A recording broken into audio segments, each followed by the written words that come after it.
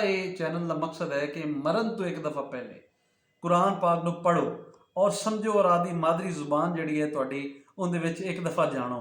ਜ਼ੁਬਾਨ ਦਾ ਬੈਰੀਅਰ ਹੋਣ ਦੀ ਵਜ੍ਹਾ ਤੋਂ ਉਹ ਸਾਡੇ ਸਿਰ ਤੋਂ ਲੱਗ ਜਾਂਦੀ ਹੈ, ਸਾਨੂੰ ਸਮਝ ਨਹੀਂ ਆਉਂਦੀ ਤੇ ਫਿਰ ਅਸੀਂ ਭਟਕੇ ਰਹਿੰਦੇ ਤੇ ਫਿਰ ਅਸੀਂ ਲੋਕਾਂ ਦੀ ਲਿਖੀਆਂ ਕਿਤਾਬਾਂ ਦੇ ਜ਼ਰੀਏ ਦੀਨ ਨੂੰ ਸਮਝਣ ਦੀ ਕੋਸ਼ਿਸ਼ ਕਰਨੇ ਤੇ ਸਾਡੇ ਫਿਰ ਪਰਖੱਚੇ ਉੱਡ ਜਾਂਦੇ ਨੇ। ਤੇ ਇਹ ਸਾਡੇ ਰੂਹਾਨੀ ਬਾਪ ਨਬੀ सल्लल्लाहु अलैहि वसल्लम हैं और ਅਸੀਂ कुरान ਨੂੰ ਪੜ੍ਹਨ ਵਾਲੇ ਹਾਂ, हदीस मुस्तनिद ਨੂੰ ਪੜ੍ਹਨ ਵਾਲੇ हैं और ਅਸੀਂ सिर्फ मुसलमान हैं। साडा कोई फिरका या वो आंदे ना जी प्रचार का कोई मकसद नहीं है, सिर्फ खालसन अल्लाह ताला की रज़ा है।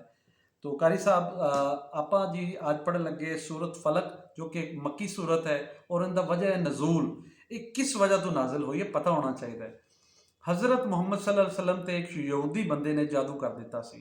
उस जादू की वजह से हज़रत मुहम्मद सल्लल्लाहु अलैहि वसल्लम की तबीयत बड़ी बोझल भारी तो भुलना शुरू हो गया सन आप सल्लल्लाहु अलैहि वसल्लम। कुछ हदीस के मुनकर कहते हैं कि जी नबी ते तो जादू नहीं हो सकता। देखो गल बड़ी सादा है, इनू कॉम्प्लीकेटेड ना करे।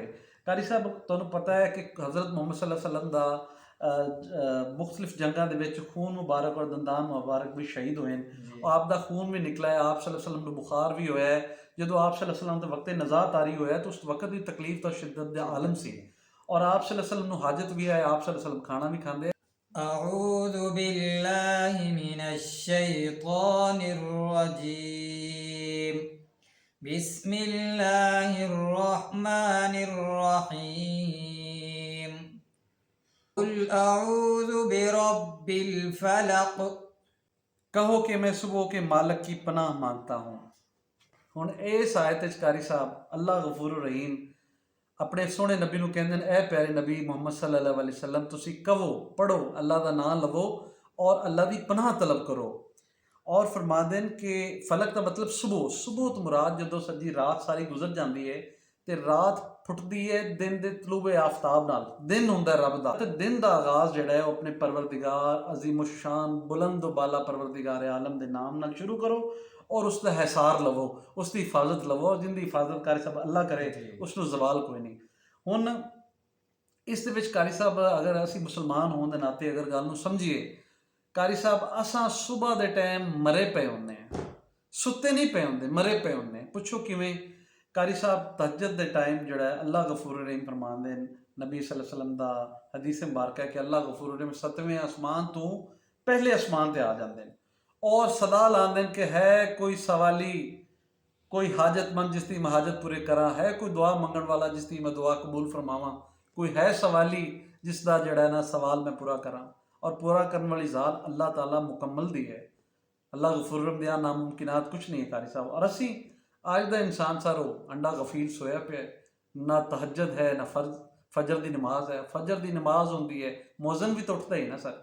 असी अपने इमाम की जो इज्जत की हुई है तुहानू पता ही है सर कि इस मुआशरे विच इमाम की वक़्त और हसीयत इन्होंने लोगों रखी है। उर्दू साइंस ते पता नहीं किहड़े किहड़े अलूम पढ़ावन वालियां दी 70-80 हज़ार 1.5 लाख 2 लाख तनख्वाहां हैं। तो जो साड़ी रूह की जिहड़ा तस्कीन कुरान पाक पढ़ावन वाले उस्ताद मोहतरम हैं उसकी कोई तनख्वाह नहीं, इमाम मस्जिद की कोई तनख्वाह नहीं, वो चंदा खरात ते रहिंदा है। और साडे ये मुआशरे की अलमिया है और दुखदा है दिल सारी इस चीज़ तो ना। हुण फजर के टाइम सर सुते पैन नींदरां पूरियां कर रही हैं, अजान कान च पई लेकिन नहीं हिले, नहीं तरदद किया कि उठ के जड़ा ना फजर की नमाज पढ़िए, अपने रब नूं याद करिए और 2 रकत नमाज सुन्नत और 2 रकत नमाज फ़र्ज। 2 मिनट लगते हैं सर 2 रकत नमाज फ़र्ज ते 2 मिनट 2 रकत नमाज सुन्नत पढ़न ते कोई जान नहीं निकलती, रूह नहीं निकलती, चेहरे ते नूर आता है और अल्लाह गफूर रहीम दी पनाह च इंसान आ जाता है। लेकिन आज का मुसलमान चूँकि ईमान तो खारिज है ना सर जी, ईमान मुक गए साढ़े दिलों च।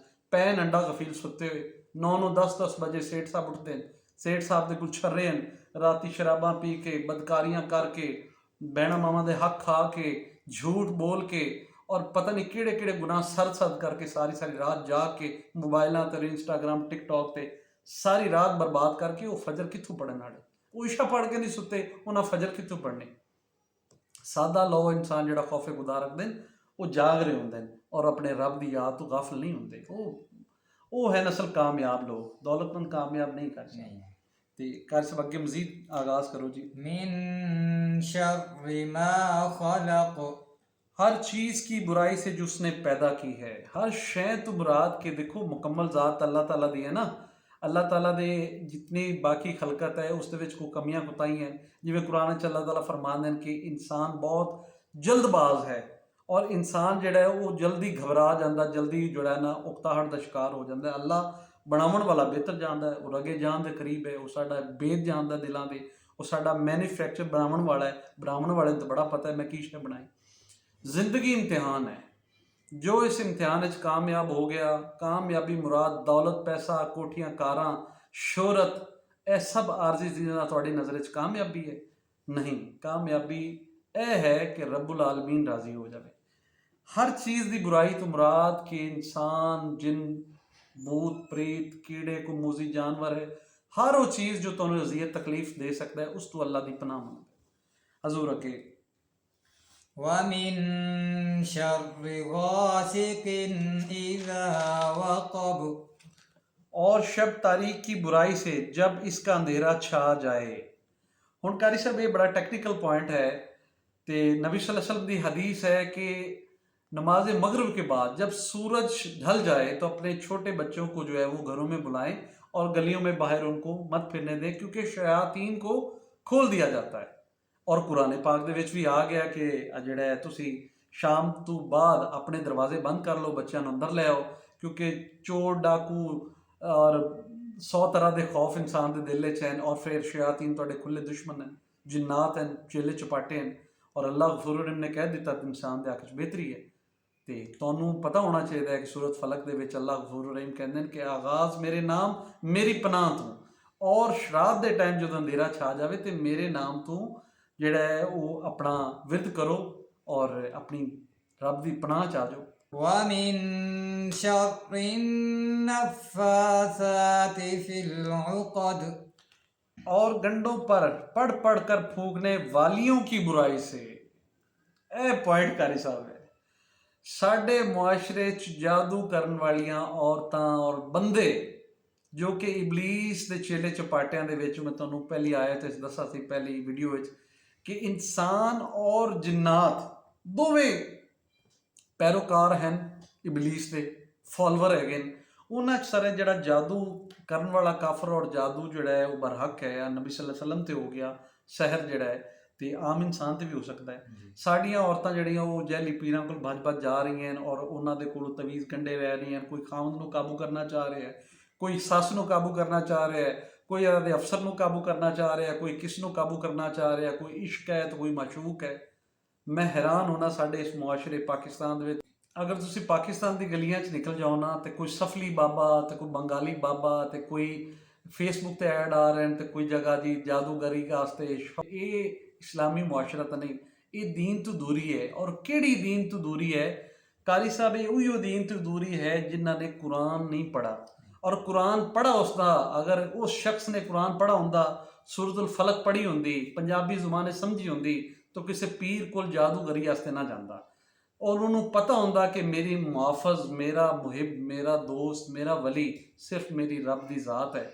तो वो जादूगरी और वास्ते जहली पीरां को जाके पैसे देना और पता नहीं की औरतां उत्थे जाते करदियां और पीर करवाते हैं। ठीक है। और साडे मर्द हजरात, साडे जड़े बजुर्ग हैं घर के, पीरां कोल तुहाडियां मेरियां भैणां मावां जांदियां आ तवीज़ कंडे, पढ़िया लिखियां अकलमंद दना और इतनी इतनी डिग्रियां होल्डर औरतां सर जी कारी सब तवीज़ गंढे वास्ते पीरां कोल जा रही हैं।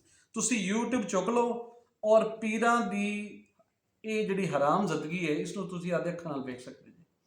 और बदकिस्मती है कि असीं बतौर भरा और बतौर बाप और बतौर जो है वो बेटा कभी तरद्दद नहीं करते कि माँ जी या बहन जी घर बैठो और कुरान पाक सूरत फलक पढ़ो और विरद करो और सुबह नमाज पढ़ो। ठीक है। अल्लाह गफूर रहीम दे जिहड़े हुक्म हैं उसनूं ओबे करो तो तुहाडे ते दुनिया ते कोई ताकत असर नहीं कर सकती। कारी साहब नबी सल्लल्लाहु अलैहि वसल्लम ने फिर उस वक्त कोई पीर क्यों नहीं फड़ा? वो भी भज के जाते फिर किसी पीर दे कोल कि जनाब मेरे ते जादू हो गया तो मेरी को मदद की जाए। सिवाय अल्लाह तो कारी साहब को मदद कर सकते नहीं। अल्लाह ताला से उम्मीद थी पैगंबर को, और पैगंबर को अल्लाह ने नहीं तनहा छोड़ा। नहीं तनहा, अकेला नहीं छोड़ा अल्लाह ने अपने पैगंबर को। इसी वजह से वो पैगंबर ने अल्लाह ही से रजू किया। और अल्लाह ने मदद की। फ़ौरन नबी सल्लल्लाहु अलैहि वसल्लम पर आयत नाजिल हो गई। तो अर्ज़ यह है कि ऐसी औरतें जो शैतान की पैरोकार हैं और वो ये जो देखिए ना लफ्ज़ गंडों पर पढ़ पढ़ कर फूंकने वालियाँ, वाले नहीं वालियाँ, ज़्यादा औरतों में ये जादूगरी का एलिमेंट है। और जो है ना बड़े बड़े अक्लमंद सर, पढ़े लिखे दाना आदमी जैली पीरों के पास अपनी जेबें खाली करके आ रहे हैं और उन्हें पता है कि वो उनकी टके की मदद नहीं कर सकते। ये किसको छोड़कर, किसकी कलाम को छोड़कर किसके पास जा रहे हैं? अकल ख़त्म हो गई है। और मेरे जड़े सादे देहाती साढ़े रंगे बहन भरान, खुदा दा वास्ता है, कुरान पाक तुहाडे सामने है। कुरान पाक दी सूरत नास और फलक इस ईमान नाल पढ़न कि साडों इथों शिफा मिलनी और मिलेगी। अल्लाह कहंदा मैं तुहाडी नीयत हाँ, तुसी मेरी तरफ चल के आओ, मैं तुहाडी तरफ दौड़ के आवांगा। तुसी मेरी तरफ पानी ते आओ, मैं अग ते चल के आवांगा। तुसी मेरी तरफ रजू करो, मैं तुहाडी तरफ डबल रजू करांगा। तुसी मेरा जमीन ते जिक्र करो, मैं तुहाडा मलाइका मुकर्रब अर्श ते तुहाडा जिक्र करांगा। अल्लाह गफूर रहीम दा मामला दो तरफा है, एक तरफा नहीं। तुसी इस गल नूं समझो। तुसी एहसान ना कीता करो रब ते, रब्बुल आलमीन नूं चैलेंज ना कीता करो। है जिहड़े तुहाडे ते एडे एडे अजाब हैं ना, गरीबी, मुफलसी दे, नाइंसाफी दे, हराम रिस्क दे, हक दे खा जावन ते, दियां भैणां दे हक खा गए। और हिंदुआं च ऐसा दान दहेज प्रजा सदका खिरात करके इन्होंने मगरू ला दिओ। दीन इस्लाम में औरत को इज्जत मिली।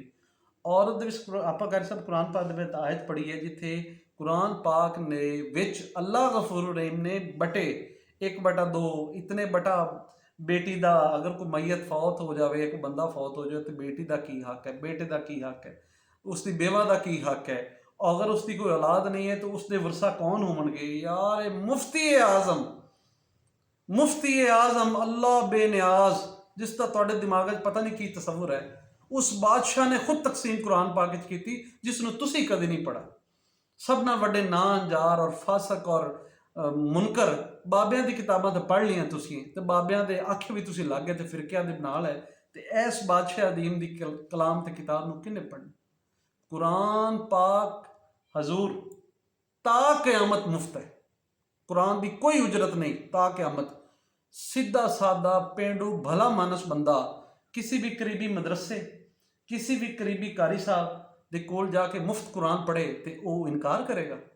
क्योंकि कुरान दा हिफाजत दा और पढ़ावन दा वादा मेरे अल्लाह गफूर ने किया है। कारी साहब दिलों च ईमान नहीं है जी, नहीं है। बाय एक्सीडेंटल असी मुसलमाना के घरे जम के दादा परदादा छक्कड़ दादा साडे हिंदू आए और साडे खून चो किन्ने लख भगवाना की पूजा तो हट के खुदा और वो भी बिन देखे खुदा ते कन्वर्ट होए हैं तो टाइम तो सानू कारी साहब लगना है। साडे किदे ना किदे वेखो शादियां ते तेल मेहंदी और शादियां ते बारात, बारात अरबी ज़बान च लफ्ज़ ही नहीं, पूरे अरबी ज़बान और पूरे कुरान पाक बारात दा लफ्ज़ नहीं। ते बारात किन्ने ईजाद की थी? बाहरों आई, हिंदुआं दी। तेल मेहंदी हिंदुआं दी खास रस्म है। वलीमा करो करो लाजमी करो और वलीमा ते ना जाने वाले नूं नबी सल्लल्लाहु अलैहि वसल्लम ने नापसंद फरमाया।